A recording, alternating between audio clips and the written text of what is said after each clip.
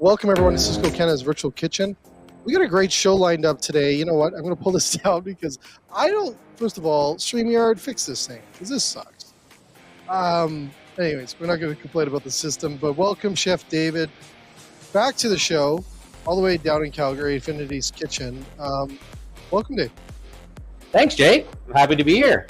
I love how you had some technology problems and I had some technology problems, so you might see a little square. Oh, there it is. Jay's back. That we're going to call Fred. Fred the Square. Fred the Square. Yeah. We'll see how long he lasts. But, Fred the Square on the screen. Anyways, we've got a great show. Dave is going to tackle food inflation that we hear. We're hearing this everywhere, Dave. You hearing it down there in Calgary? Everywhere. Everyone's facing the same thing. Yeah. Now, is it? I asked this because today we're also live on TikTok as well. But I also want to mention that there's solutions out there, right, Dave?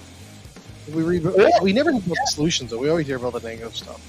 I know people negatives and cutting out things and raising prices and stuff like that, which is all what our consumers hate to hear as well, right? So for me, I'm going to come up with some kind of fun ideas on how to replate things and reformat your recipes and your ideas to just to save our customers, a little bit of cash and still have a great product at the end of the day.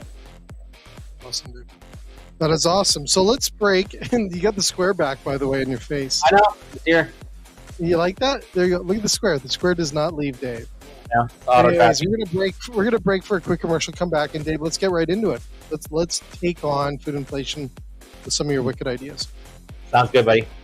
All right, we'll be right back, folks. Cisco Classic High Performance Nitrile Gloves. Cisco Classic High Performance Nitrile Gloves are great for back of the house tasks such as chopping and slicing, working around moderate heat, or customer facing operations.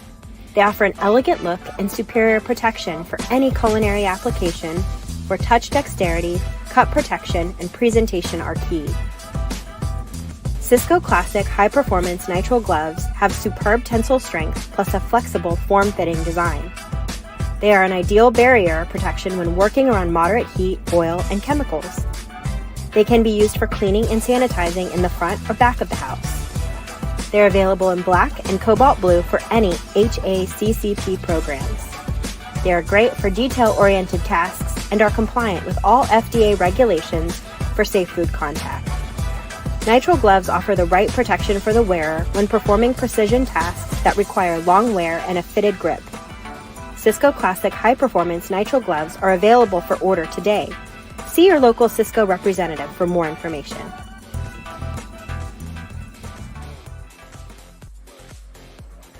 Awesome, Dave. Dave, nothing is better than the glove commercial. I'm a big fan of those gloves, so I don't mind the commercial. Yeah, those what did the rep tell us years ago, that black makes you look sexier as a chef or something like that, but those ones are just stronger than the rest, so I love them. There you go, buddy. Right on. So let's get into food, buddy. Yeah. Let's take this on. Let's go. So I'm going to put it on my better side, my better camera view here.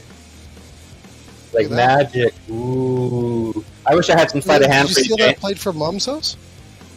Don't even, man. I love this plate. This plate is awesome. You jerk. So, you're such a jerk. So much job of the show. First job of the show, Dave. You know I love. Yeah. I wish I could see you on the screen so I could give you the eye, buddy. But there you are. There you are. Yeah, you can see me in your glasses. So the first thing up is traditional items. Are definitely have been making a comeback for a few years here, and then I like to twist on things. Jay, that deep fried food is not my favorite, right?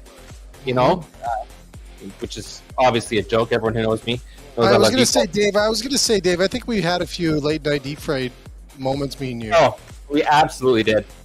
So what I've done here is I actually just took this as a Tuscan lasagna. It's a pre-made lasagna. I did a quick breading on it, dropped it in the fryer to give us that nice crispy piece. This is actually half of a standard portion of lasagna, but because I've changed it up, you get a little bit more So I was going to say je ne sais quoi, but that's not the right word at all. You get a little bit more to it, right? So it's changed, so it's got a little bit of difference there. You get this nice little meltiness inside. So that's just a regular sheet lasagna, Dave? Yeah, it's a regular sheet lasagna. It's the Tuscan, so it doesn't have meat in it, but it does have cheese and cream, just stuff like that. And then I like to mess around a bit, so I throw a nice big chunk of fontina on top there. They let you play with the torch down there? No one's here, so they can't stop me. I'm all by myself. Yeah, they probably want to, but they can't. So yeah, nice little. Oh man, you already got fans calling in. Do I? I don't see anything. My mom might be on the line. It's possible. Yeah, so you see. Oh, Danny, I love you, Danny. You got a fan base. Yeah. So looking at that item, I mean, same price, same end cost to the customer, but you're going to end up with using half the portion, right? But you add a little breading and a little labor, right? There's going to be some costs involved in that, but your actual food cost is going to go down by around 40%. Now, Dave, do you think your food cost goes down about 40 by doing that? Yes, because I'm using half the portion and just adding a little bit of breading. What? That's it? That's it, buddy. Easy peasy. So what do you think? Can you there's more value there too, right, Dave? You can get more I think so, yeah. I mean, you're adding something to it, and it's not just a standard pre-made lasagna, even though you're using that as a base. It's really elevating that simple, standard, good dish to a different level, and it's really easy for any skill to make, right? It's just a basic breading station, egg, flour, breadcrumbs, and a little bit of marinara on the bottom. So. Really cool. There you go. Crushed it, buddy. I like that idea. So I'm going to clean my workspace here. So Dave, one of the things you had in your comments here that I was reading on your pre-work is you indicate a lot about this flavors and spices, and I want to talk a little bit about spices and flavors and stuff. Those things are really simple to change. That creates a lot more value, which I think can also combat food inflation. What do you think about that, Dave? Is that something you think about as a chef? Absolutely. I think when you incorporate different spices and different flavors, you open up different sensations in your eating, both in smell and taste, that contributes to the overall enjoyment of the meal. Right? Simple things like adding lemon zest to really brighten up a dish. In North America, we tend to kind of go a little overboard on our portions, and looking around the world at seeing some of these highly flavored items, a little bit less of a portion, is I think where we need to go as a North American society, I guess. Mm-hmm. And I think that's a great way to reduce costs in a way, majorly, right? Is just adding those spices in there. You don't have to add those big sauces, and just work with the spice area. Yeah, absolutely. You have beef. You have one way to do it as a steak, one way to do it as a taco, right? Which one's going to make you more money? It depends on if you're looking at contribution or food cost percentage. But you can use the same cuts of product. And you look back in history, some of the things like coq au vin and beef bourguignon were ways of utilizing tougher cuts of meat by soaking them in wine. You think about Mexico, some of the street markets, the grandmas would go home and braise all these things in a crock pot all night, take them down to the market. The best flavors you can imagine. It doesn't have to be a super high-end, plated item or the nicest cut. And I think as chefs, we really need to push ourselves to do that. I did a bison tongue sopas last week, right? Like there's so many cuts out there that we have the ability to use. And some, if you don't know it, then we can utilize things like SDK or the affinity test kitchens to show people how to make more money with these lesser known cuts. Yeah, you know what? I think it just made me think that looking at, I may have to do some research on the weekend, is just really diving into those 1940s dishes, 50s dishes and stuff, where those stews and different things that were cost effective, right? Using whatever kind of proteins you could get your hands on at that time. And like you said, creating those sauces our grandmothers and stuff raised us on too. Absolutely. There's so many, the ideas are already out there, right? And looking at them and saying, how can I use these teachings and these things that, our parents and our grandparents learned and bring it into my restaurant or my kitchen. Yeah, and it kind of plays on the comfort food spot too, right? Oh, absolutely does. Yeah. It's we nice. We need a little bit of that right now too, I think. I can never have enough comfort food. You know that. All right. So what are you doing next year, Dave? What's this? Coming up here. So I got a roasted cauliflower. So, often people think that it has to be plant-based or meat, right? And it's really just about balance. Taking a simple cauliflower like this, a little fresh chimichurri, a couple grilled peppers, and a 3-ounce steak. Wait a second here. This is a great idea, Dave. Yeah, so it's taking something. I didn't even put a starch on this because the cauliflower kind of fits for that too.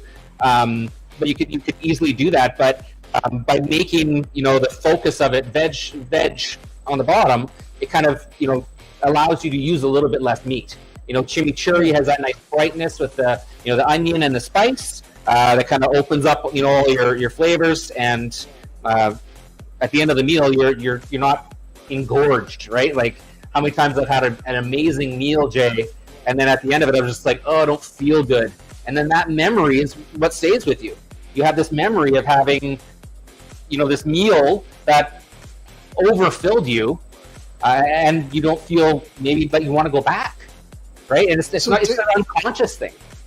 Now, Dave, this question came up yesterday on the show when we talked about food inflation with Kevin and Jim.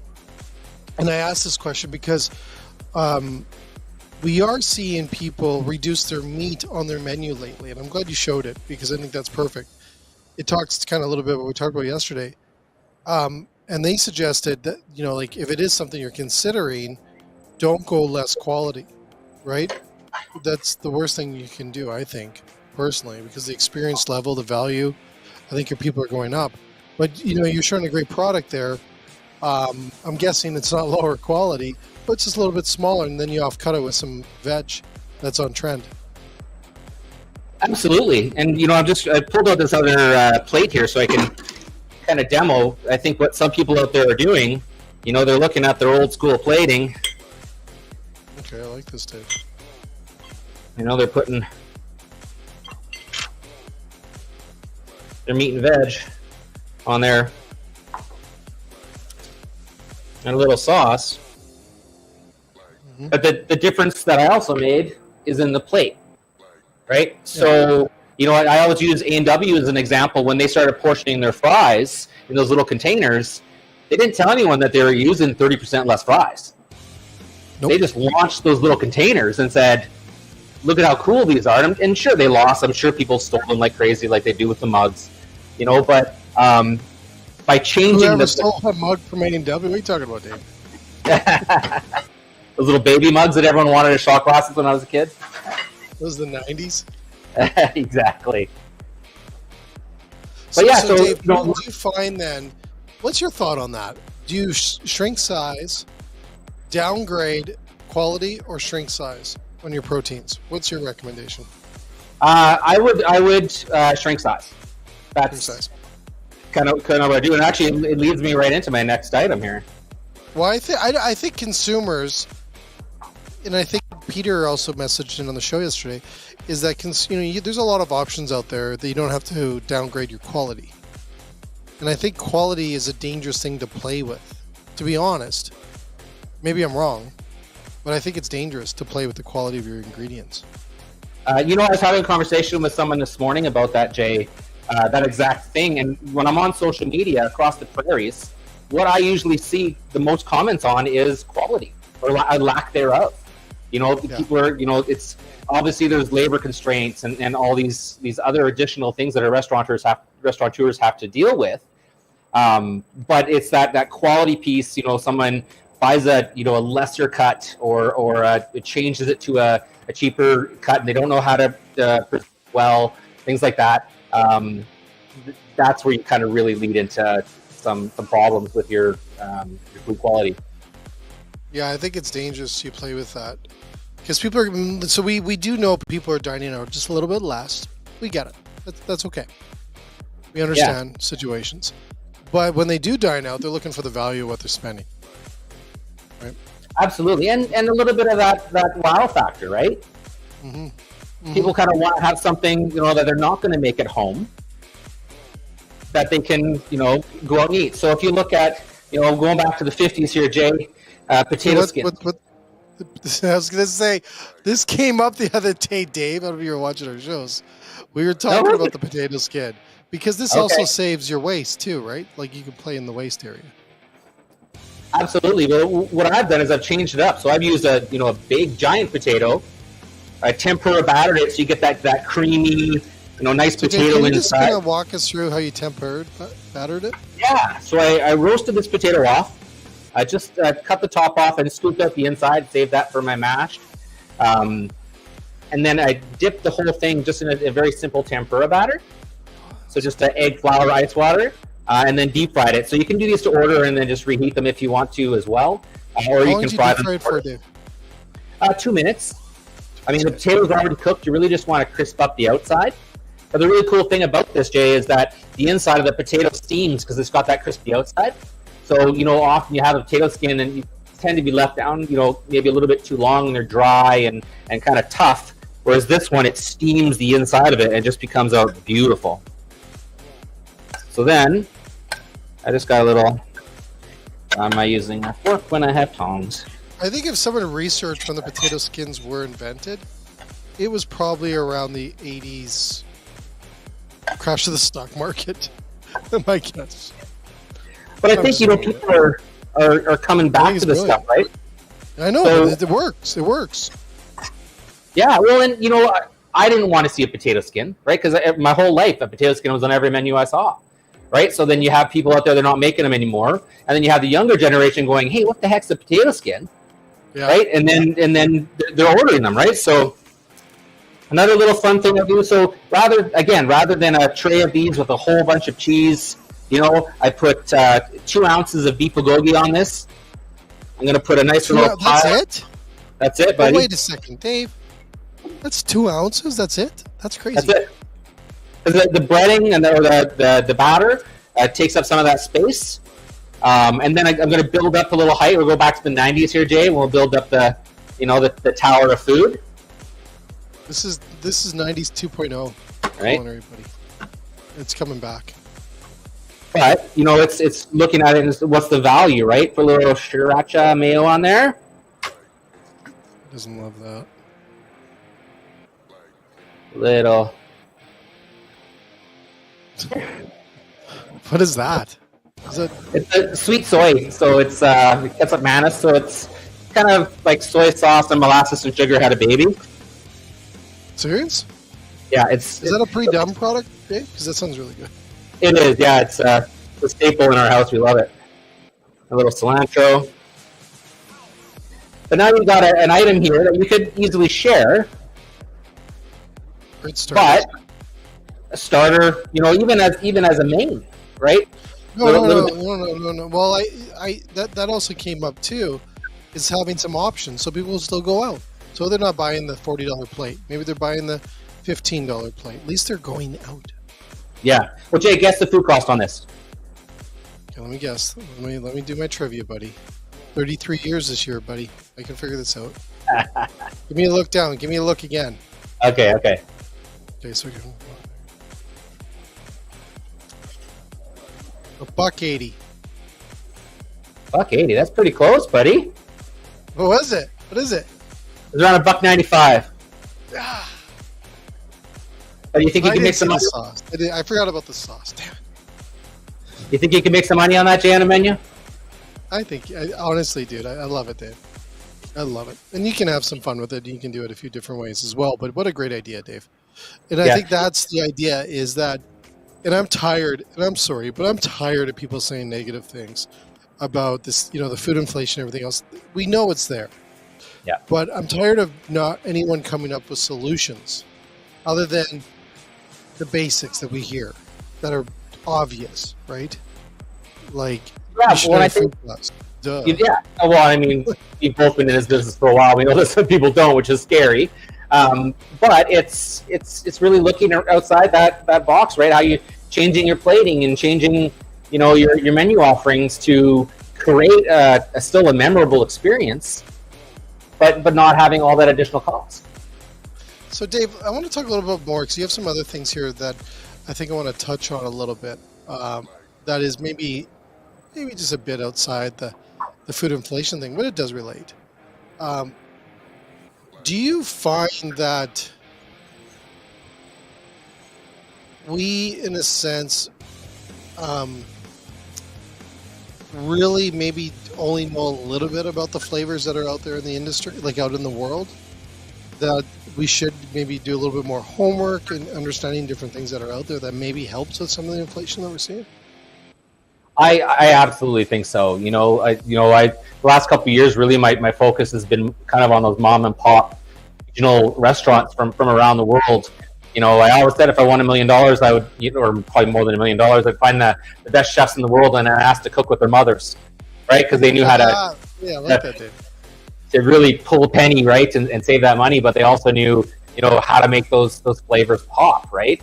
And you have to be careful with it too, because there's a lot of, you talked about there, of appropriation, right? So you can't just take a regional dish from somewhere and say it's Dave's or something like that, right? So you really should be giving credit to the region and the inspiration for it, telling people how you're inspired, right? Rather than just throwing it on there, right? And I think we've gotten better. Obviously, we have a little ways to go, but I remember I first got in this business, everything was Asian dressing, Oriental dressing. And it was like, what the hell is that, right? Like be more specific, which we're seeing now. And in street food is obviously still a big thing. And that's another way to really stretch a dollar and make some money in the bottom end. Perfect. Excellent. Do you have another one, or are we done? Yeah. Oh, I got another one. Another one, Dave? No one leaves hungry, Jay. You know that?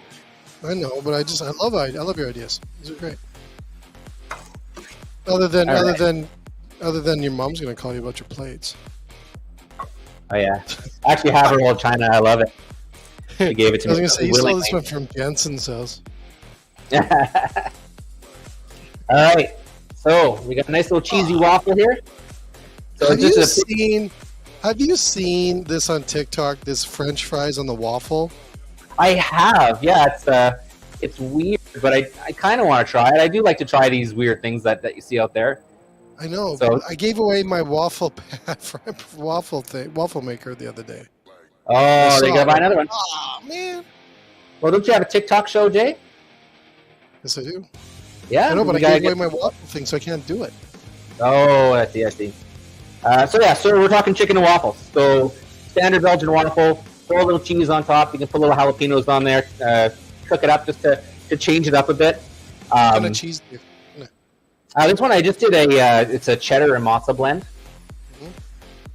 on there to keep it real simple. And then looking at chicken, the best chicken and waffles I ever had in my life was at the Breakfast Club in Houston. Okay. And I'll tell you, there wasn't breast meat on there. They used wings that they battered and cooked up themselves. But it kind of brings to point. I mean, obviously wings are expensive as well. But when you look at this, I'm only using legs, right? Like, why would I use breast meat on this? First of all, I love the legs. You throw a little batter on there, 2 legs, is a huge portion. And then I'm going to put a little bit of these candied banana peppers on top, which are like my little favorite thing here. A little syrup from them. Got a slow motion camera there, Jay. Here we go. Dave, this is making me. Yeah, I know. If anyone comes back to the office, they're going to eat like kings, but we'll see. But again, so taking simple things, and breakfast foods, and adding them to your dinner menu, right? So it's such a weird thing for chicken and waffles for me to be a breakfast food, and I'm usually not the guy that says I want breakfast food for dinner because I was a breakfast cook another lifetime ago, and I feel like I've seen my share of breakfast forever. But so Dave, let's go back to the guessing what the cost is on that. All right. Give her a go. What was that? I don't know. That's you. There we go. Are you gonna guess the cost or bring it back? I don't know what the heck that sound is. Here it is. Want me to do a little musical intro? You're not sanding the floor behind you, are you? I'm pretty sure. Yeah. Hold on. Let me check. No, Let me not just sending. use the headphones. Give me a second. It might be the fact that I'm on TikTok too. Just 1 second. You need like one of those screen, please. How's that? Stand off it.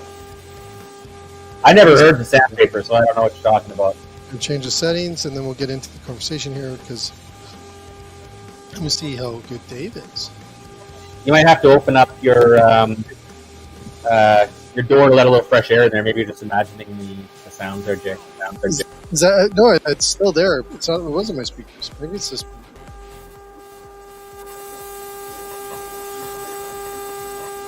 You hear that? No. You don't hear that? No, you're crazy. I'm going crazy. Maybe I hear it. You know what? There is a chance. Give me a second. Jay, hurry out of here. Oh, Jay. Oh, probably turn the music back up, buddy. Yeah. All right. All right, you good? Yeah.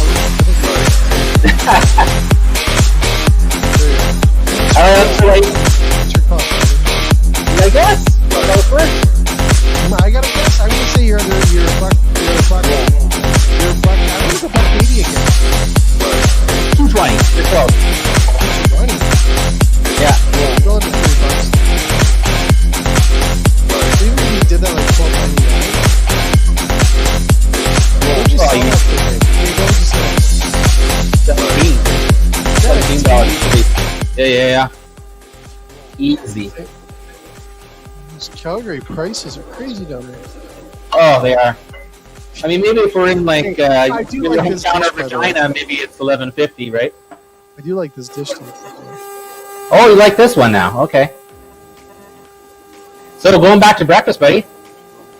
Biscuits and gravy. And we talked earlier about bringing up some of the proteins and elevating them. So, traditionally served with a sausage gravy.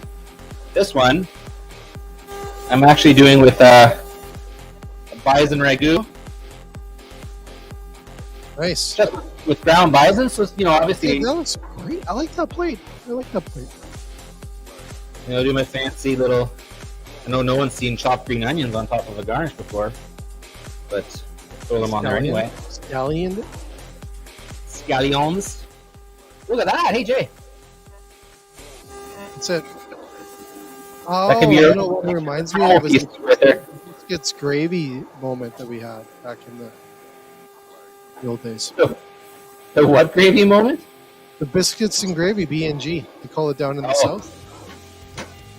Same place, the Breakfast Club. I had biscuits and gravy. I swear to God, they just put sausage fat and whipping cream and cooked it down until it was thick. Nice. And my heart slowed down a little bit when I ate it. But it tastes good though, right? Oh, it was so good, But I can remember kind of like I'm gonna need a minute, like just to let it kind of sit here. So. Hey, if you die, Dave. But I had a good life. I'm not gonna die. No, you're not. All right. What's next, Dave? You got another one? I got another one. You got another one? You're just full of it today. I'm trying to get rid of this buzz. I think it's your side. Is it? I mean, even my fans are off. I think you're someone's shaving behind you. It sounds like a Oh, there's definitely someone shaving behind me. Hold on. Is that what it is? Jensen's under the counter there, shaving away. The Rationale does a lot of things, but it does not shave. Sorry, buddy. Have a manscape going on down there. What's that? So this guy here. That? So this is a veal katsu. So katsu is traditionally served on, that really nice, super white bread, super soft. This one though, I did on a hoagie bun. Just to show you, this is 4-ounce veal scallopini cut in half. Oh, the veal. Do you remember having, I think me and you had the world's largest schnitzel one. At Schnitzel House or whatever? France. Nice. Yeah, you guys talked about that for, I think it was like 5 years until I finally ate there. I know. I remember that moment now. It was good, though. It was good. It was good, remember? So obviously, this is a huge sandwich. It's a great idea, Dave.